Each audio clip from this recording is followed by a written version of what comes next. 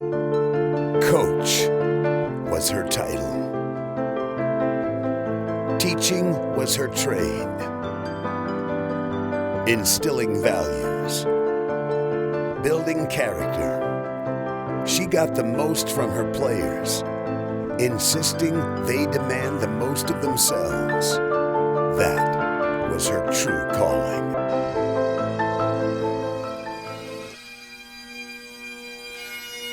Welcome inside the University of Tennessee's Thompson-Boling Arena, where tonight we celebrate the life of Pat Summitt, a legendary coach whose impact could never be measured by wins or championships, but her influence can be understood by simply viewing the number of people that have assembled here to honor her life.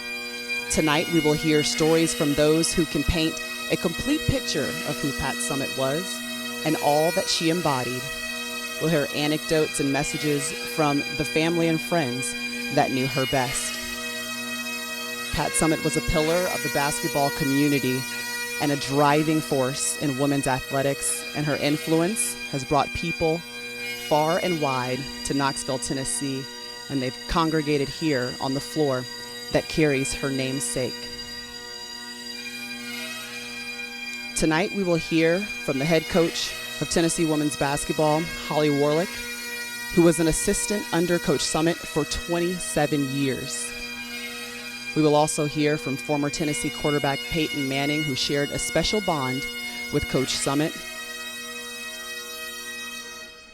And of course, we will hear from Tyler Summitt, the son of Pat Summitt. 16 days ago, we mourned the loss of a legend. But tonight, we will be celebrating her life. Here is your host, Robin Roberts. Amazing grace, how sweet the sound. Tyler told me that that's his mom's favorite song. And how appropriate, 2 words that describe her so well. Amazing grace. Good evening, everyone, and welcome to the celebration of Pat Summitt's life. And it's fitting, it's here, in the house that Pat built, on the court that bears her name so fittingly. She's in our midst. She's here through the coaches, the players she raised, her beloved family, an extended family who she loved so much, and through all of us who benefited from her wisdom, her pearls of wisdom that live on in our hearts. A favorite of yours, Tyler, and mine too. Left foot, right foot, breathe. Left foot, right foot, breathe. Just keep on moving. She, of course, also lives on through her foundation. What a valiant fight she waged against it. And how, in many ways, bringing awareness and attention was her final gift to us and to the world. Like many of you here, I had the incredible good fortune of Pat being a dear friend, a kindred soul and spirit. Like you, yeah, I miss Pat. But you know what? We are here tonight because we back Pat. That's why we're here tonight. And so in that context, I invite you to be a part of this celebration with your tears and your cheers. If you want to cry, you let those tears flow. You want to cheer when you hear Rocky Top? Let's hear it. Express yourself like Pat did all those many years. By now, we're very familiar with the story of Pat being on a recruiting trip, doing her best, always thinking of the Lady Vols, and on a recruiting trip going into labor. While she was on a visit, future Vol, Michelle Marciniak. And there was no way on earth that Pat Summitt was going to have her child anywhere but in this state of Tennessee. She was not going to have that child anywhere else.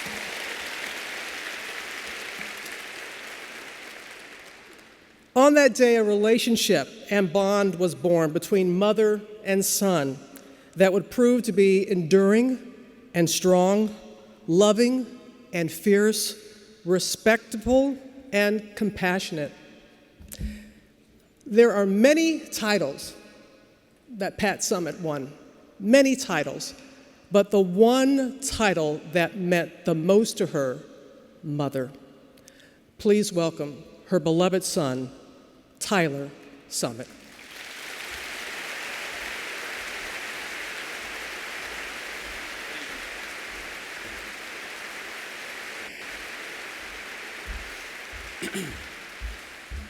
Good evening, and on behalf of our family, especially my mom's brothers, sister, and her mom, Hazel, thank you all so much for being here, for watching. As Robin said, we celebrate my mom's life. I know I definitely don't feel worthy to speak, but I'm so honored and grateful that I get to take part in this celebration. This stool, it's here for a reason. As many of you fans know, and of course the players, this was her outward platform where she would sit and her Lady Vol family would gather around her for words of encouragement, words of wisdom, but usually a lot of harsh criticism. Again, this was her platform where we saw her passion, her intensity, and of course the world famous stare. But something that I also want to celebrate tonight is my mom's heart, her enormous heart. And I'm here to tell you that inwardly, behind the scenes, she had three hearts. The heart of a mother, as Robin mentioned, a heart for others, and a heart for Jesus Christ. And so let's start with the heart of a mother. I heard three words every single day of my life. I love you. Every day. Didn't matter how busy she was, what she had to do, she took the time to stop and tell me that. And not only did she say it, but she showed it. She walked the talk. You might think that the famous coach, Pat Summitt, might not have time for the normal parental duties, like, let's say, cooking dinner. But I'm here to tell you the majority of my life, I'm talking 6 or 7 nights a week, my mom was home cooking dinner. And for those of us that know her best, it wasn't carry out, it wasn't microwave meals. We're talking the stove, the grill, and 2 ovens going at the same time. I mean, Pat Summitt felt lazy if she only had 1 oven going at the same time. So she had the heart of a mother. That's who she was. And her favorite mom story to tell was one time when I was playing soccer. First, let's step back and realize as she's winning those back-to-back national championships in the 90s, she still took the time to come and watch her 6-year-old play soccer.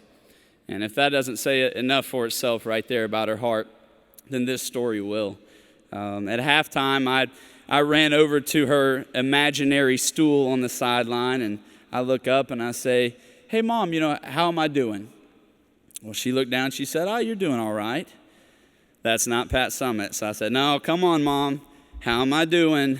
And she first took her sunglasses off and got eye level with me. That's when I knew I was in for it. She said, "Son, you're not being aggressive. Get after the ball. Run after it. Don't be scared to get physical out there."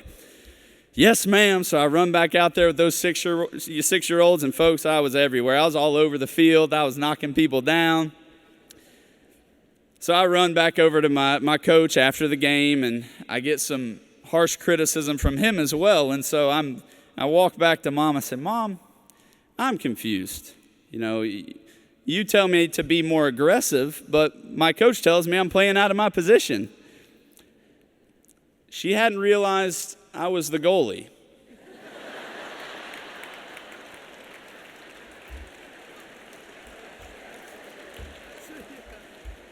That was the last time Pat Summitt ever tried to coach soccer. But it shows her heart. It shows her heart. And she wanted to help any and everybody, no matter if she knew the rules or not. And that brings me to her second heart, a heart for others. And she had it. I guarantee you there are so many people in this building, so many people watching right now that have stories of Pat Summitt walking 100 miles an hour and then stopping on a dime to sign an autograph for a little girl, to say thank you to the janitor or the cafeteria worker. That was her heart for others. She would sacrifice, no matter where she was, where her stool was at the time, whether it was her office chair, an airplane seat. It didn't matter where she was. She would sacrifice for others. She would even sacrifice for our dog. As some of you remember the story, she saved our dog by backhanding a raccoon off our back deck. A similar story that you all don't know is a time we were at the beach. My mom sitting in her beach chair, and some friends and my dad and I were out in the ocean playing, and somebody down the beach yells, "Shark." So what does Pat Summitt do? She gets up and sprints directly at the 5-foot shark. Nobody was hurt except for my mom, who we later learned broke her ankle sprinting so hard at the shark. Again, she would sacrifice for anybody. Her heart was so big for other people, it didn't matter who was gathered around her stool at the time. Another example that I think everybody in here, everybody watching, can remember is what we think about when we think about Pat Summitt in 2007 and 2008. Well, we think about those two banners, the back-to-back national championships. But I tell you, behind the scenes, behind closed doors, it wasn't the same success story. There were a lot of hardships that she went through, and I think a lot of people will tell you that was some of the hardest years of my mom's life. She was still dealing with the pain of losing her father, who for the majority of her life was her motivation. She wanted to get his approval so bad. She was going through a divorce in those years. She was dealing with the intense pain of rheumatoid arthritis, or even coming to practice, getting out of her chair, getting off of her stool, caused pain for her body. But no matter what the pain, emotional, physical, a lot of people did not see that. Why? We were her motivation. She had a heart for all of us. She was the strongest person I have ever known, or that I ever will know. But a lot of people don't know where that strength came from. Her favorite Bible verse was Philippians 4:13. I can do all things through Christ who gives me strength. She had a heart for Jesus. One of my favorite memories was back in 2012 when we were baptized together again in front of friends and family. Another example of her faith was in the last few days of her life, when I'm sitting there by her side, and for a son to hear some come up to her and say, "Pat, I love you. Thank you. You brought me closer to God." It's the most incredible feeling a son can ever have for his mother, a child can ever have for a parent. And it just showed that Pat Summitt didn't have to talk the talk. She walked the talk. She showed her faith through her actions. And I know in that way, but in so many others, I'm still learning so much from my mom. I still have so much to learn from her. But here's what she would want now. For all of us that in some way have been influenced by Pat Summitt, she wouldn't just want us to remember her example. She would want us to go out and to follow it.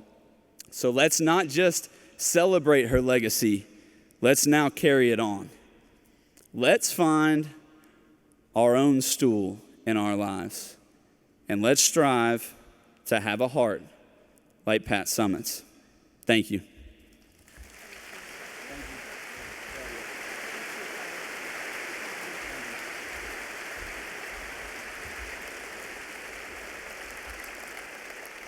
Thank you, Tyler. We can remember you on that stool. Many of us can remember you pulling that out. The 161 Lady Vols, 161 Lady Vols that Pat coached through her 38 years, they will tell you she was so much more than a coach.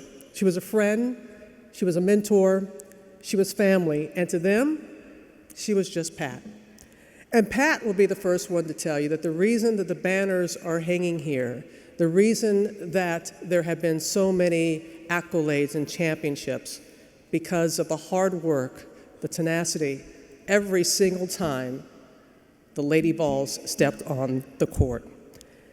They exceeded Pat's expectation, and the women delivered every single time. So join me in welcoming two representatives of the Lady Vol family, Shelley Sexton Collier and Ketch, Tamika Catchings.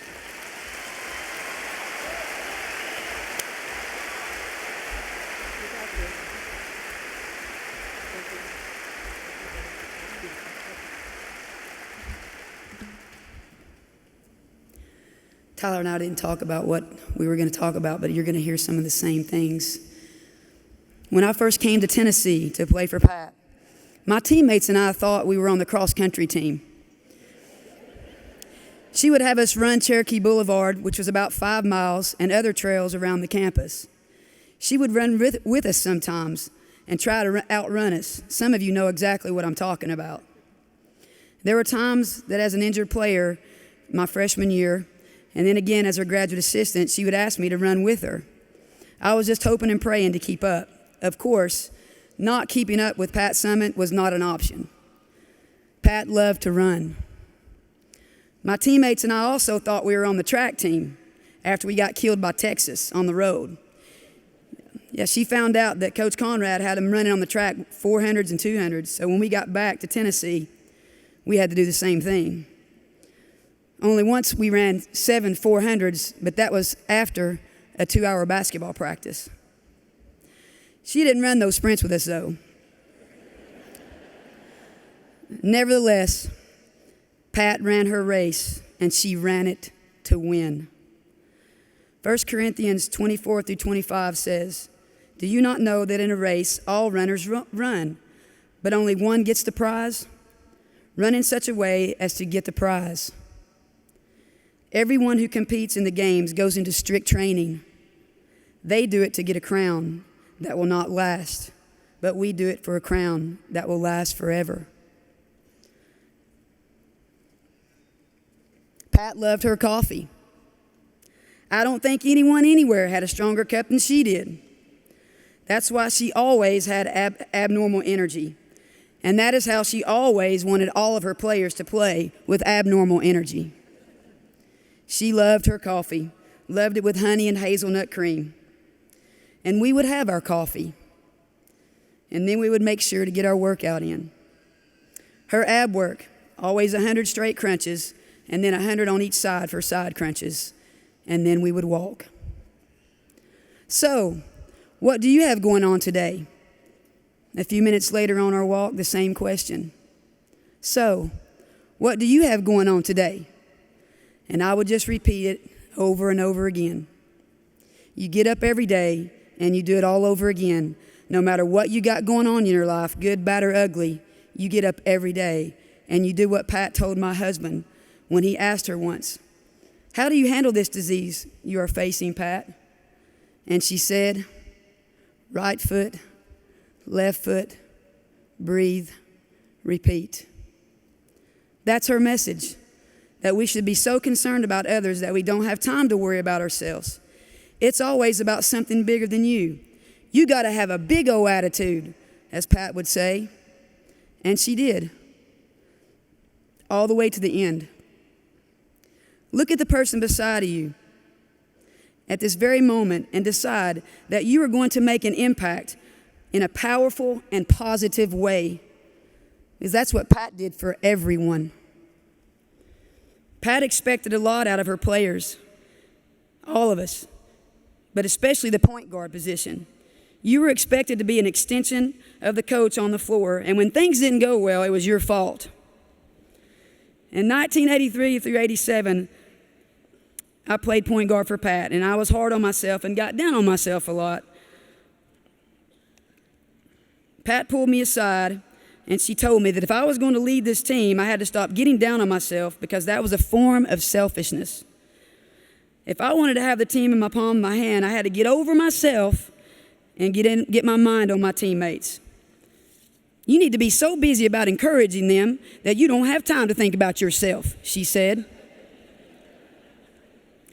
Pat was always prepared.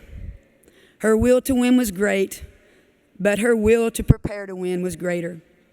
Sometimes, though, I've realized that there are moments in your life that you just cannot prepare for. And that's when you trust your instinct. That's when you trust your gut. And that's when your character is truly revealed. Pat was prepared when she walked into a room to speak and when she walked into practice or to a game to coach. And no one, that's right, Tyler, no one could walk as fast or intense as Pat could. Her notes were amazing and always very detailed and, of course, handwritten. Yet there were times in her life that stuff hit her head on, and through everything, she had tremendous faith in God. She didn't talk about it. She walked about it. She never pushed her faith on anyone, but she lived her life in such a way that her life and her life lessons exemplified Christ. She was always very professional and had a genuine concern for others. She may not like or agree with what you are doing, but she always cared, especially for her players, no matter what. She was always solid. She was always consistent. She loved reading scripture and listening to spiritual music. As already you've heard, in her house, when you would walk into her house, there was a Bible verse hanging to the right on a wall, which says, "I can do all things through Christ who gives me strength," Philippians 4:13. And one of the last songs that I heard Pat listening to that her caregivers had playing for her when I was on one of my last visits was a song entitled, "It Is Well With My Soul." One verse says, "When peace like a river attendeth my way, when sorrows like sea billows roll, whatever my lot, thou hast taught me to say, it is well with my soul." Someday we will all take our last breath. All that we've accomplished and all the accolades that we have received will no longer matter. And Pat knew that. No God, no peace. No God, no peace. Pat stood for a lot, including the fight for Alzheimer's, but she stood most on the promises of her Lord and Savior, Jesus Christ. Right foot, left foot, breathe, repeat. To him be the glory and honor.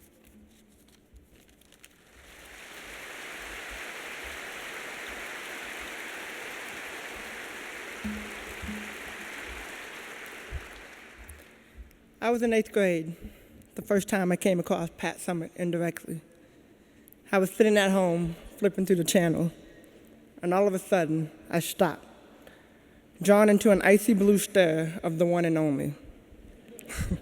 I was hypnotized instantly, and for whatever reason couldn't pull away from the screen. I remember thinking to myself, even then, I just hope I get good enough to play for this lady. The passion, the stare, the determination, the willpower, the fight. That's what I wanted. Over time, that's what pushed me to take my game to another level. Fast forward to my sophomore year in high school, the first time I got a letter from the Lady Vol, signed by Mickey and Howie. I don't know what it was, but I pasted that letter on my wall, right next to my favorite player, Alonzo Mourning. We can never prepare for a moment like this, although ultimately we know it will come. But I don't know why Pat seemed invincible in every single way. I knew coming to UT that I would be pushed and that I would be challenged, but I believe that all of us Lady Vol welcome that, some more than others. No names. And we were all willing to be molded into the people that we are today. Pat was more than our coach. She was our friend, she was our mentor, she was our leader, she was our mother, she was our father, and for me, she was my quiet through my storms.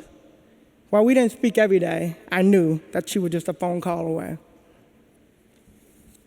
When I look out over the sea of our Lady Vol family, we are all brought together, joined in unity for this moment because of our wonderful leader, Pat. I can't imagine how different our lives would have been if we had chosen anywhere but here. We came here to play ball and to get an education, but we left with so much more. While she valued what we did on the court, she valued even more what we did in the classroom, the community, and ultimately, that we would all individually, what we would bring to the world. There have been a lot of tears shed over the past month as we watched our heroes slip away from the earthly realm to the heavenly one. And while it's been tough, the amazing stories that have been shared over the past few weeks have made this celebration a little bit easier. I know Pat is looking down and continues to look down on each of us as we celebrate her life today and what she means and has done for so many of us. She gave us hope. She gave us direction. She gave us a sense of coolness through what we did on and off the court. She was the epitome of what being great is all about. And that bubbled over to us through her expectation for each one of us. We must be great. Standing here today, I go back to the phone call Pat made to me when she was diagnosed with dementia. She said, "Ketch, don't be scared. I'm gonna fight like none other." Well, through her fight and continuous fight, Pat has showed us how strong to be and how great to be once again. I dedicated the 2012 season to her, and we finished strong with the championship with her in the building. The hug that I gave her that night, I will never forget. As we embraced in that moment, I swear no one else was there. Everything just seemed so perfect. Nothing else really mattered. That moment, the real Pat was there and was able to witness more than a basketball accomplishment, but a life accomplishment. Tonight we celebrate Pat, and we all remember the greatness that she exuded in everything that she did. Tonight we cry, we dance, we laugh, we sing to honor Pat and everything about her. I'd like all the Lady Vols to stand at this time.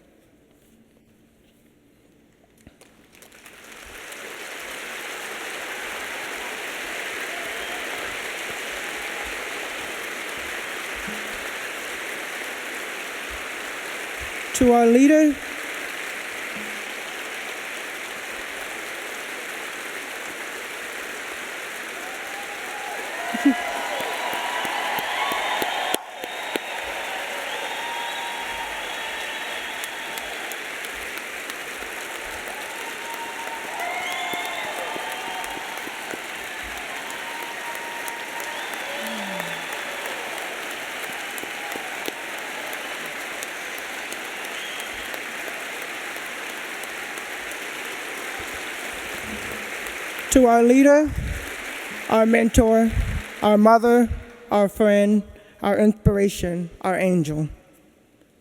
Thank you for being a faithful servant in all that you did and now allowing us to walk the walk of life with you. This is not a goodbye, but an until we meet again. We love you, Pat, for everything.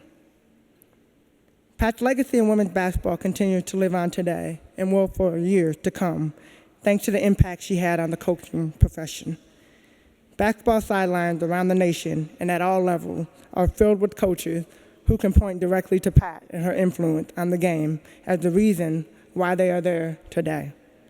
No one was more familiar with just how much she impacted those around her and grew the game of women's basketball than those who worked closely beside her. Please join me in welcoming two of Pat's former assistant coaches and closest friends, Mickey DeMoss and Holly Warlick.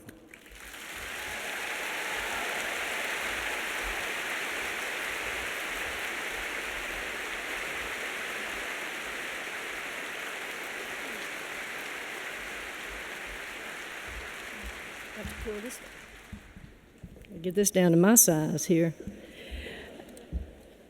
You know, I want to thank everybody for being here. I know it means a lot to Pat and to honor her and celebrate her life. You know, we have so many former Lady Vols here that I'm so proud of, former staff members and colleagues. We have some opposing coaches here, and we have some officials here. Just in case y'all were wondering, the officials showed up.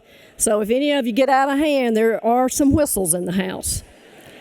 I guess that means Pat was pretty special for the officials to show up. She's probably looking down going, why are y'all not at work? Everybody needs to be working right now. You know, honestly, this is one of the hardest things that I've ever had to do, is to speak about Pat in the past tense, because she meant so much to me, to you and to the world, because Pat was our friend. She was our coach, and she was our family. And what a family she created. An unbelievable family like no other. And it was built on love and loyalty.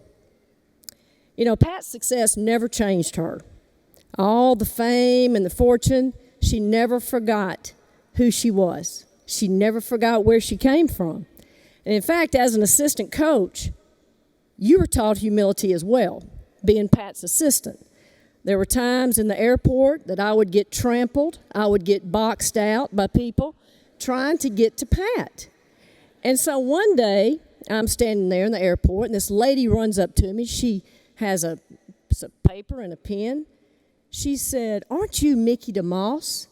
And I said, "Yes, I am."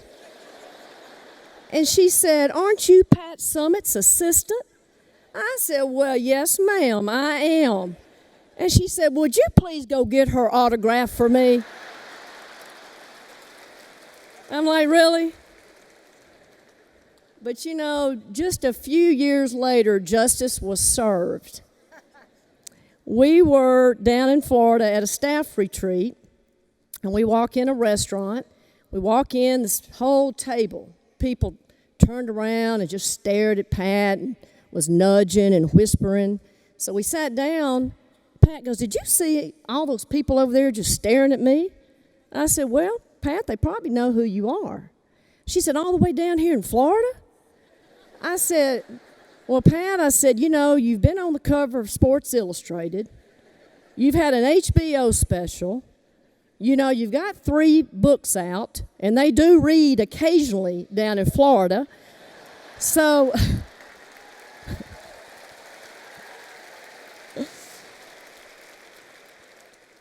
And so I said, "So they probably know who you are." She said, "Well, I don't know." So she said, "Well, I'm going to excuse myself, go to the ladies' room." So she had to go by that table. So she walks by the table. She goes, "Hey, gang, how are y'all doing?" They said, "Oh, we're doing great. You know, you look so familiar to us." And she said, "Oh, do I really?" And this lady said, "Don't you work at Ace Hardware?"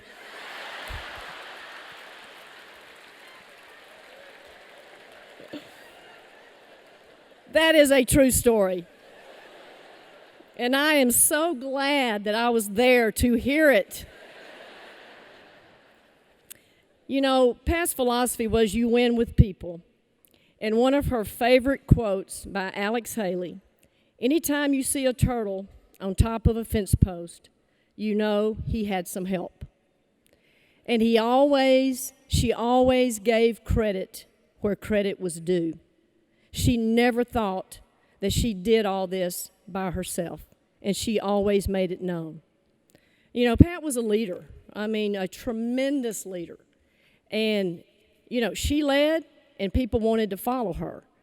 And she would always say, "You're either leading or you're following. If you're not leading and you're not following, then you're not doing anything. And I really don't have time for you." And so one day we were in practice, and I mean, the players were working hard, down in a stance, boxing out, doing everything that, you know, we wanted them to do. And I kind of went over by Pat and I said, "Hey," I said, "team looks pretty good today." Well, I found out real quickly that Pat didn't like it when things were going too smooth, you know. So she said, "Hold it, stop everything, hold practice." Well, you could have heard a pin drop, as you can imagine. The players look over there at her. And she looked at one of our players, Lisa Harrison, I remember, and she said, "Lisa, what have you done for your team today?" And Lisa just kind of did like that. She goes, "Well, Pat, I don't know." She said, "My point exactly." So she never wanted you to get too comfortable in your position. And she always pushed you to be better. And in closing, to me, the real accomplishment of Pat's life is this.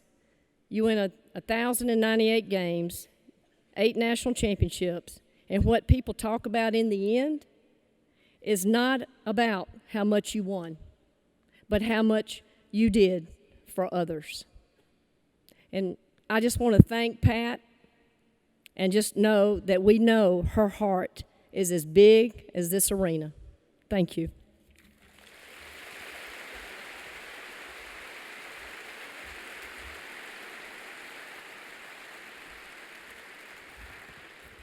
I get to follow that. It is a true honor to be standing before you tonight. I think Pat would really get a kick out of this, but she also wouldn't be very happy because it's about her. Patricia Sue Head Summitt, a.k.a. Trish. Trish to her family and her closest friends that she grew up with, a.k.a. Sandra Lee Fields. Sandra Lee Fields to a police officer who pulled her over one night. Pat Summitt in trouble, really? Of course she was. She was pulled over for speeding early in the morning, and in fear of her father finding out, she told the police officer her name was Sandra Lee. He said, Sandra Lee what? You know you have to have two names in your first name in Tennessee. She said, Sandra Lee Fields. So yes, Pat Summitt got in trouble, but she was much smarter than the former Lady Vols and current Lady Vols. Number one, she didn't use her real name. And number two, she didn't put it up on social media.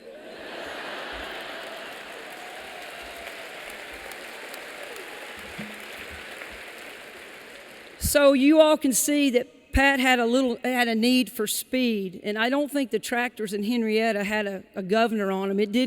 It must not have controlled the speed, but I think Pat Summitt was born to fly. One of her first cars that Pat Summitt owned was a 300Z, and it wasn't just a 300Z, it was a turbo 300Z. Pat thought when she drove, you can and you must multitask.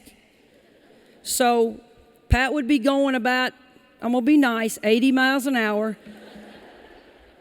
Her rearview mirror was not for seeing behind her. It was to straighten it up, put her mascara on, talk on the phone, and drive with her knee.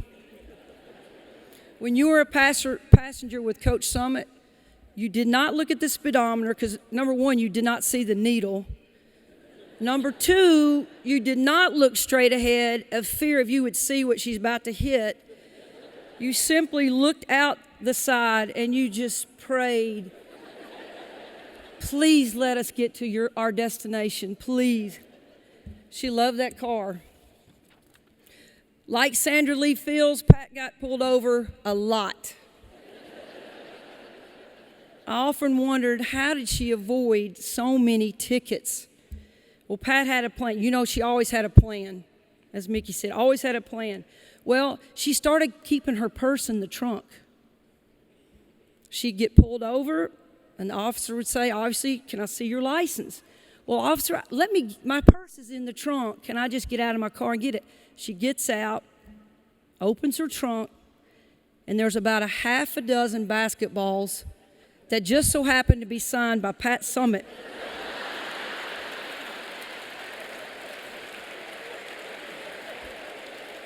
Of course, the police officer would say, can I get one of those autographed balls? And Pat goes, why, of course. And we all know what the next line was going to be. Now, you slow down, Miss Pat. All of a sudden, they were on first name basis. So I started out as a kid from Knoxville, Tennessee with a dream. My dream, it came true, but I found a coach, a mentor, and a great friend all in one. Pat was gracious. She had an unbelievable sense of humor, and she actually was able to laugh at herself. She was tough but kind, and when she used my last name, Warlick, It was not good. Pat had a way of getting everything out of you. Now, I would get in trouble for, it wasn't really bad. I'd get in trouble, and I would, before I'd go into Pat's office, I would say, I'm not saying a word. Well, when I walked in and that door shut, and it's me and Pat Summitt, I would sing, and she'd go, I already know everything, so you might as well just tell the truth. I know everything you did. I just start singing like a little canary. So much for my being able to hold back. Pat enjoyed life, and life loved her back. There wasn't too much Pat was afraid of. Really, there was not, except for one time, and it was singing in public. You see Pat, she's gone through championships, before games, never nervous. So we were behind, she was down in this back hall behind the bleachers here, and she had a mic. Of course, it was off, and she was pacing up and down, practicing Rocky Top. Did it up and down, and I just was like, okay, Pat, I get it. I said, what are you so nervous about?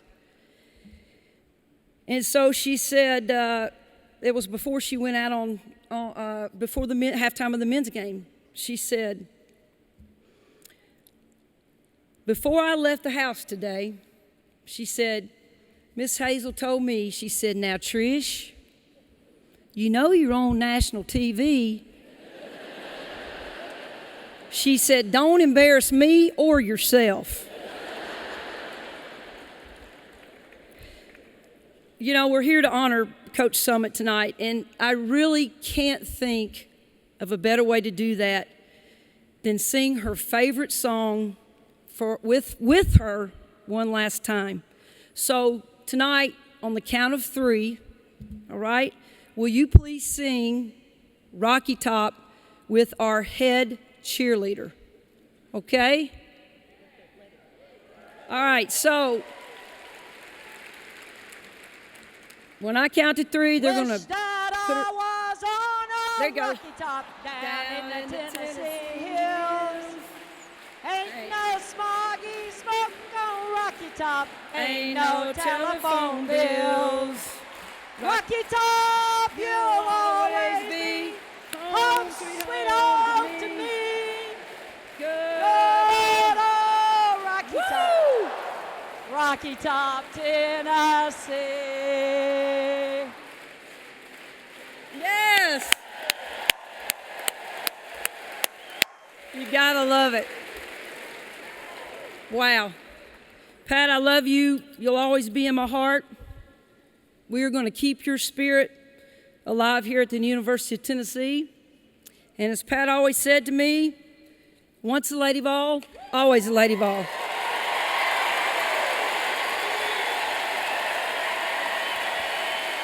you, Pat.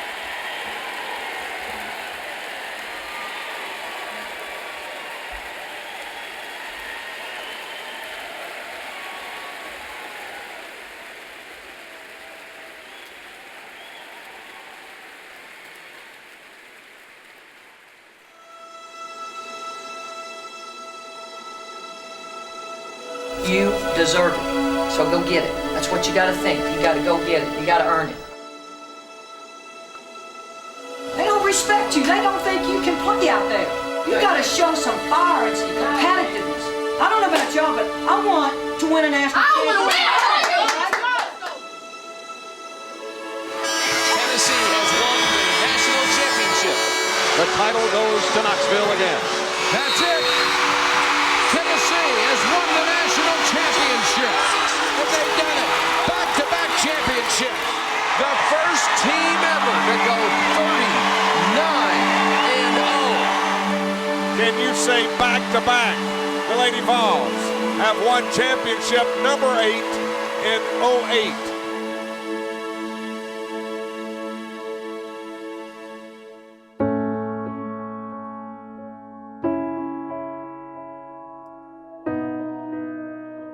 It was like the air got let out of the room. We lost a superhero and a great friend. In the end, Pat was just a great friend. Pat was definitely the head of our family. We followed her. Our family followed her for advice. We leaned on her in a lot of tough times, and she definitely was our leader. Pat Summitt was a remarkable example to everybody around her. The influence she had on her student athletes was phenomenal, but she also had a great influence on all the rest of us who were around her. I think Pat's role on this earth was to be a pioneer. I think God gave her a gift of the voice, the presence, to show people that you can really do anything you put your mind to. That's the type of person she was, and there's nobody like her. It was never just about Pat. It was really never just about women's basketball. It was about making a difference in young people's lives. She was a superstar. They wanted everybody to treat her like a farm girl from Henrietta. And when I think about her not being here anymore, I just absolutely think about what we've lost as a person.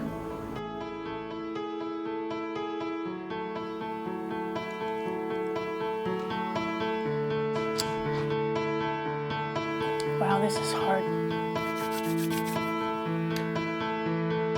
Pat, I want to thank you for every moment, every minute I had with you, for giving me the opportunity, a dream come true, to play for you, to play for Tennessee, to represent the state of Tennessee.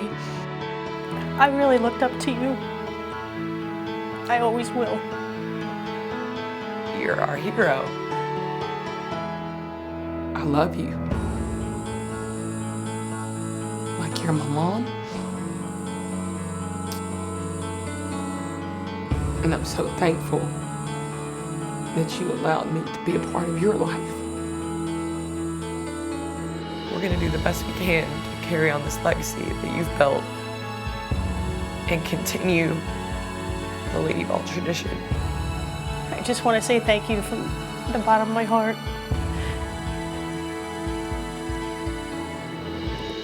I'm gonna really miss you, and I love you. Pat, it's with a heavy heart that I say goodbye to you today. I can't begin to tell you the impact you've made on my life. You've helped me mature, you've helped me grow. You've taught me the game of basketball, but I think more importantly, you taught me what life's all about. And when I look back, I know I have memories. I got great pictures. I have videos. I have you on my mind. And I'll always have you in my heart. But I'm not gonna lie to you. I'm gonna miss you. I'm gonna miss you, Pat.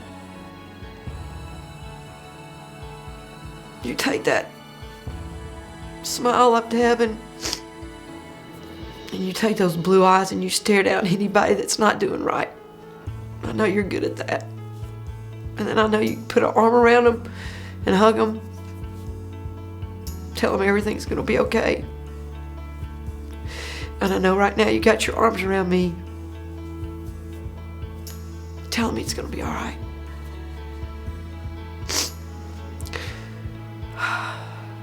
I love you, Pat, with all my heart. I hope you rest in peace.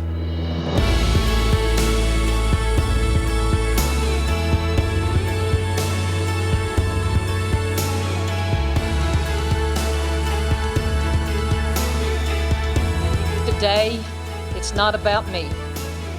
It's about everyone out here that loves the University of Tennessee, and I don't think I'll ever forget it.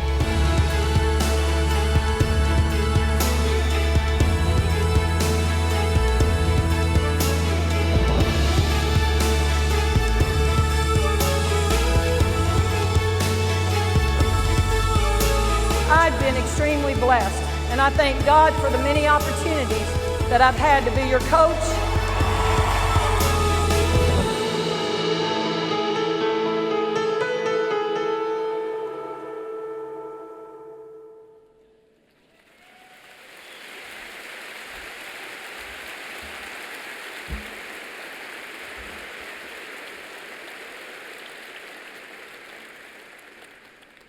Mickey and Holly, thank you so much, Mickey and Holly, for making us laugh, making us cry, making us feel.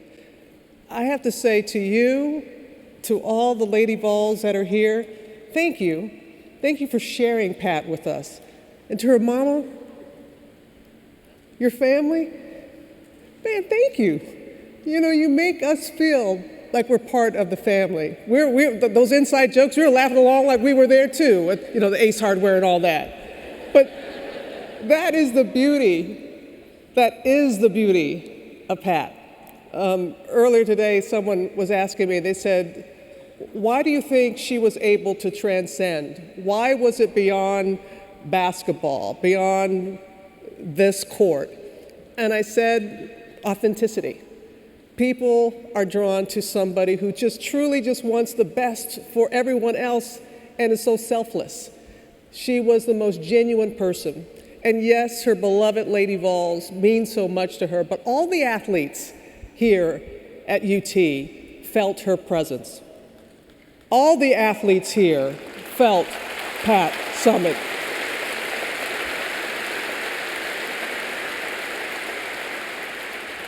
And it meant so much, Peyton Manning last night on the ESPYs mentioning Pat as he did, and it wasn't surprising at all that he did that.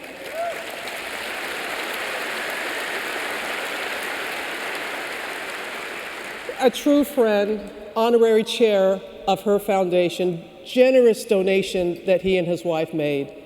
Please welcome Tennessee's own Peyton Manning.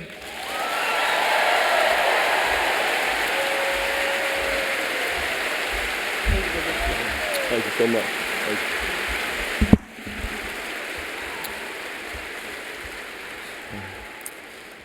Thank you, Robin.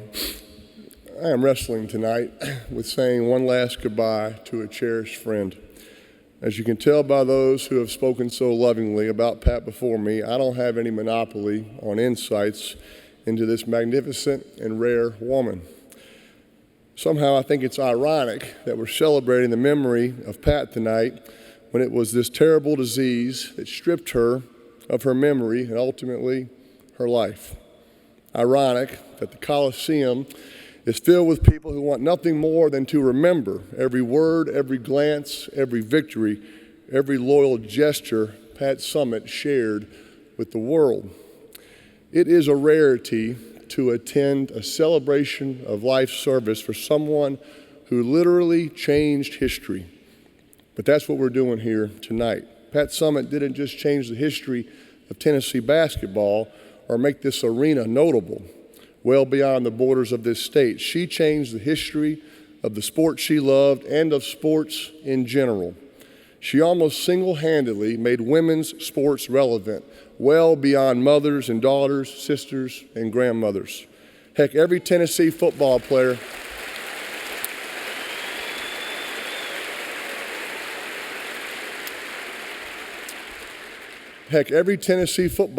including me, would have been proud to have been coached by Pat Summitt. And when she keynoted the Tennessee Annual Football Spring Clinic a number of years ago, Coach David Cutcliffe will tell you that she mesmerized that day a room full of crusty football coaches like no other speaker has done before or since. And when Pat finished, Coach Cut said she got the greatest standing ovation of anyone, including legendary coaches like Bo Schembechler and Pat Dye. And if you ask how close Pat and I were, all I can tell you is this: I don't have anybody else's memorabilia in my office. An exception, I have 2 basketballs autographed to my son Marshall and my daughter Mosley. The Sharpie signature reads, Coach Pat Summitt. We had a special bond, a bond between 2 friends, a bond between 2 proud ambassadors for this university that we both loved. Our bond was forged in part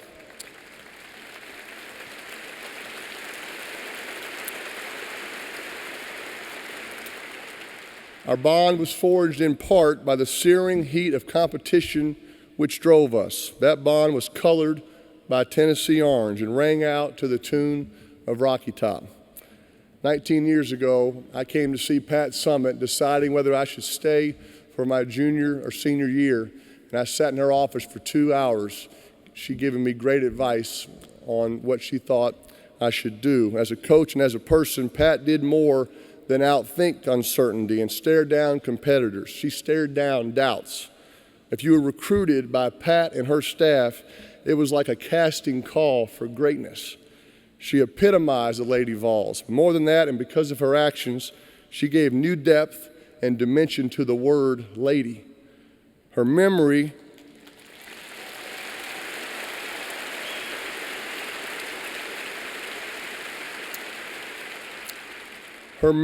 should be like the perfect game plan that drives every one of us to fiercely go after our dreams, no matter what opposition gets in our way, and to do it with as much grace as ferocity, and in the end, to generate respect for the way we went after it with abandon. Pat's words may have inspired, but it won't be those words that embody her greatness or that she will be remembered for most. She and the great Sally Jenkins wrote a handful of best-selling books that many of us have read. But I seriously doubt that it will be Pat's thoughts captured on paper that will echo most for people years from now. If you ask me, Pat's true greatness was in her actions, the way she walked onto that court and commanded the sidelines, the way her presence electrified and her stare quieted a room. It was the substance of her life, her example, that will resonate most. I had the honor to introduce Pat as the recipient of ESPN's 2012 Arthur Ashe Award for Courage. Pat Summitt epitomized courage. All she needed to hear was there was a challenge ahead for her to defy expectations. She was a teacher on and off the court. Even after her diagnosis, she refused to shy away from her own vulnerability. She insisted that, like her record-setting basketball victories, she would win this life battle with the help of others. When I returned to Knoxville throughout the years, or Pat would travel to Indianapolis to see Tamika play for the Indiana Fever, we'd make a point to get together over a steak and a beer. Last summer, I was in Knoxville, and I knew that Pat wasn't doing so well. Coach Fulmer and I decided to drive over to visit our old friend. We knew she probably wouldn't know our names, and she didn't, but that wasn't the point. Pat smiled a lot as we sat and spent time with her, and she seemed to just enjoy having our company. We didn't know if it even mattered that we were there, but deep inside, we both hoped it would. 2 weeks ago, at Pat's funeral, Shamiqua Holtzclaw and I caught up with each other again. She, like so many of Pat's former players, stayed in close contact with her. Shamiqua told me that even as Pat's memory continued to fade, if Pat saw one of my games or commercials on TV, she pointed at the screen and said, "That's my friend. He comes to visit me. There goes my friend." 2 weeks ago at her gravesite,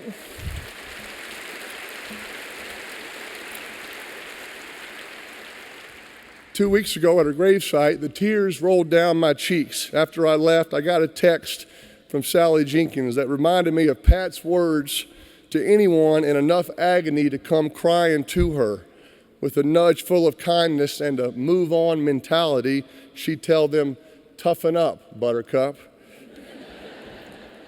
Well, I challenge each of you here tonight to unleash the power of friends, of telling everyone you know that there is hope of getting a handle on this crippling disease. But it will take all of us and many more. If you can, honor the memory of this woman that we love and admire by supporting the Pat Summitt Foundation and the Alzheimer's Clinic built in her name. Because when all of us are forgotten, the world will remember our friend, Pat Summitt. Just take a look around this room. There are lots of tears, and yes, I feel the sting of my own. So in the spirit of Pat, I'll echo her own words. Toughen up, Buttercup. And in saying goodbye for the last time, we can all say, there goes our friend.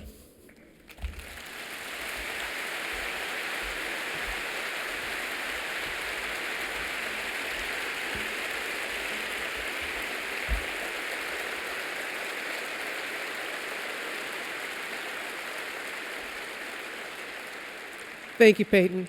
Absolutely beautiful. Steak and a beer. I can just see you all. Can't see you there. And she loved music. Couldn't sing. She couldn't sing. We heard that earlier. Pat couldn't sing. And she had this little dance move, too, that she'd always do. I never understood that. But she loved music. She loved music. And music soothes our souls. And we didn't have to look far. One of Pat's favorites, Knoxville's own, Con Hunley, is going to have a musical tribute to Pat.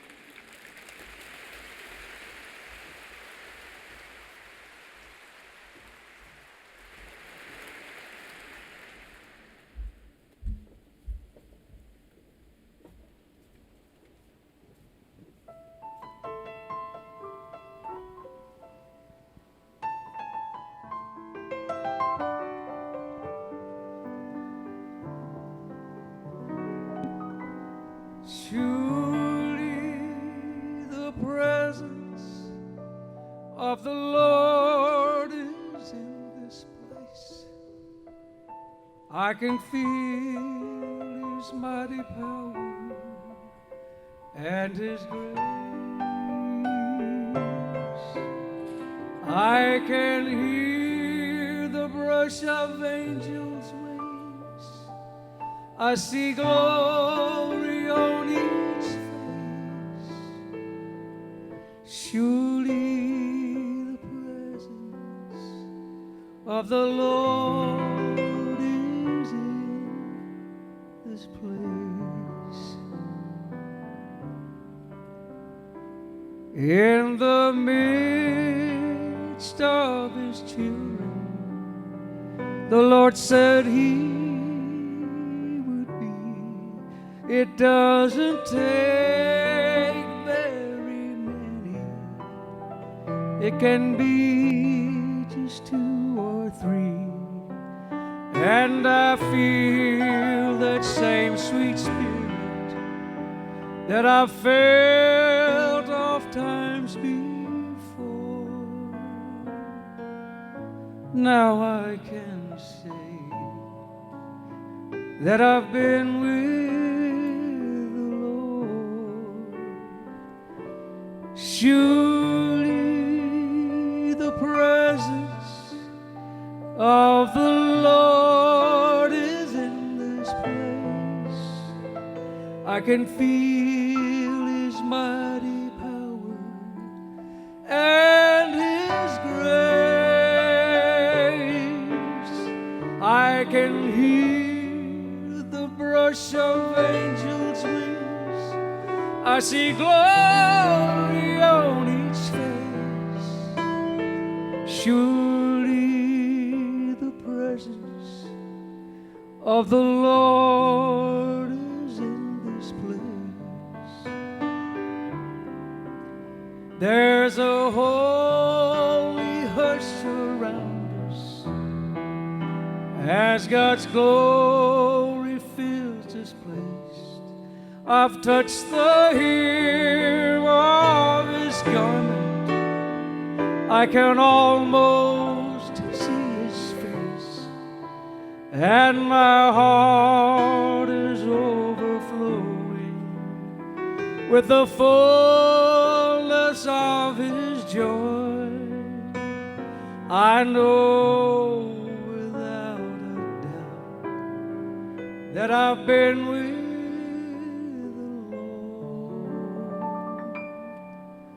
surely the presence of the Lord is in this place. I can feel His mighty power and His grace. I can hear the brush of angels' wings. I see glory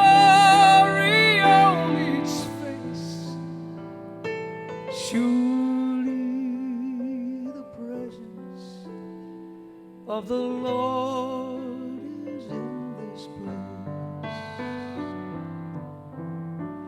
I can hear the brush of angels' wings. I see glory on each face. Surely the presence of the Lord is in this place.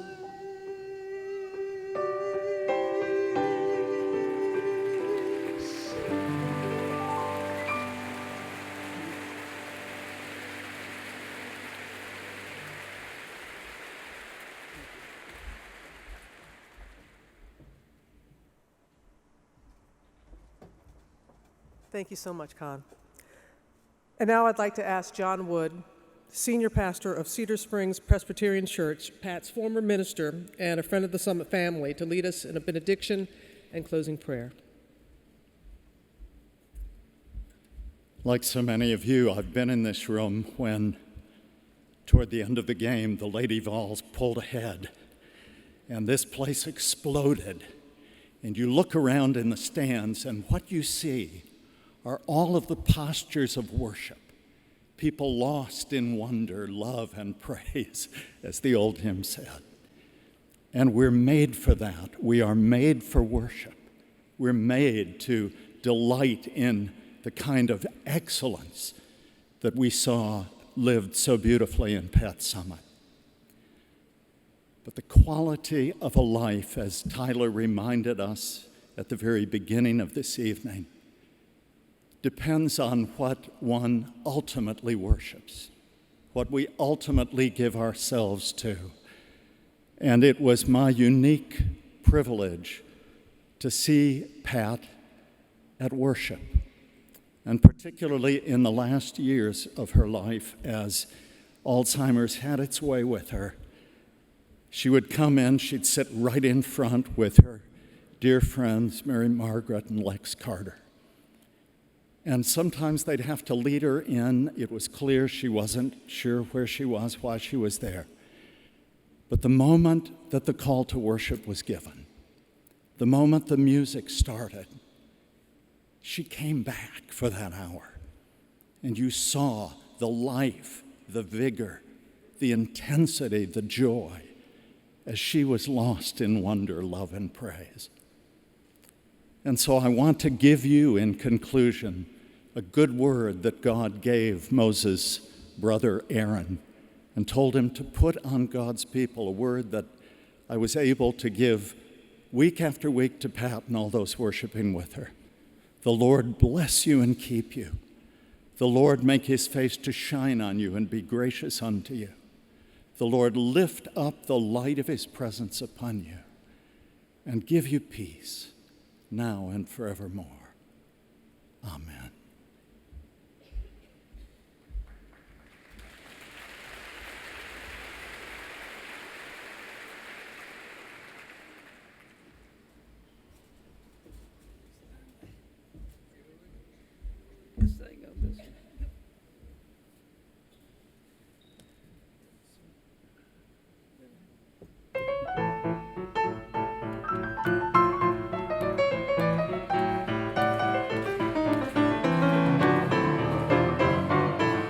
Some glad morning when the slop is on, I'll fly away to a home on God's celestial shore. I'll fly away. Well, I'll fly away, oh glory. I'll fly away when I die. Hallelujah, bye-bye. I'll fly away when the shadows of this life have grown. I'll fly away like a bird from prison bars have flown. I'll fly away when I'll fly away. Oh, glory, don't you know I'll fly away in the morning.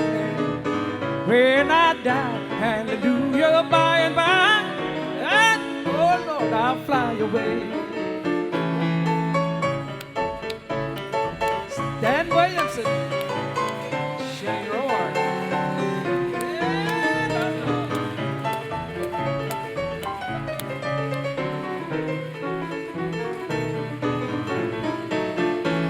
Yeah, just a few more weary days and then I'll fly away to a home where joys will ever end. I'll fly away, bye-bye. I'll fly away, oh glory, and I'll fly away in the morning when I die, hallelujah, by and by. I'll fly away when I die, hallelujah, by and by. I'll fly away. I'll fly away. I'll fly away.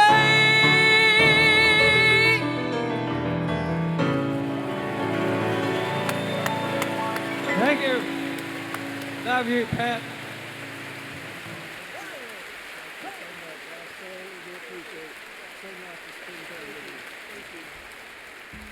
Whoo! Fly away, fly away. Thank you, Con. Thank you so much. And thank you all for being a part of this very special celebration. I know that there are a number of coaches, both in the SEC and other conferences. I know Mickey and Holly alluded to it earlier, but could the coaches that are here in support of Pat please stand so we can see all her colleagues who are here to support Pat. Look at that. Look at that. Woo!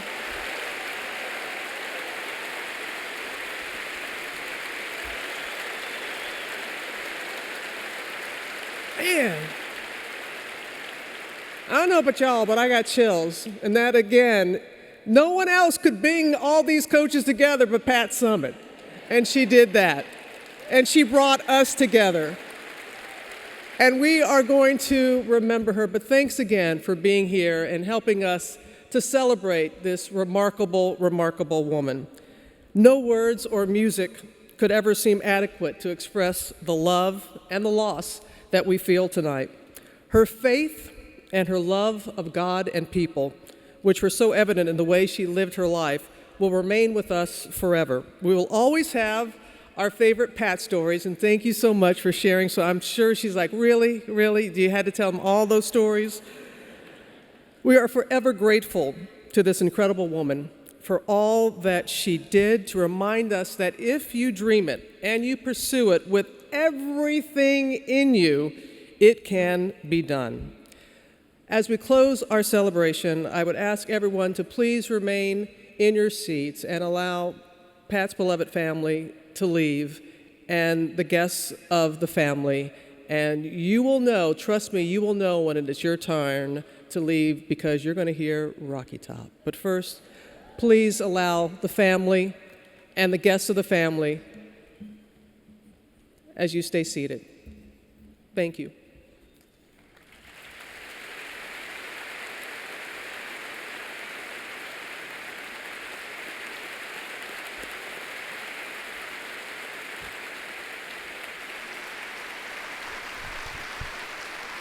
Certainly an awe-inspiring celebration of life here in Thompson-Boling Arena as they celebrated Pat Summitt.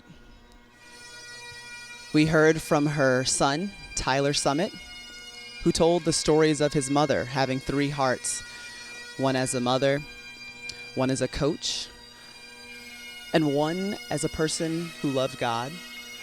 He spoke about how his mother was always there to cook dinner, who was also a coach on the soccer field. We heard from her longtime assistants who spoke of the love that she shared and breathed into this community, this university.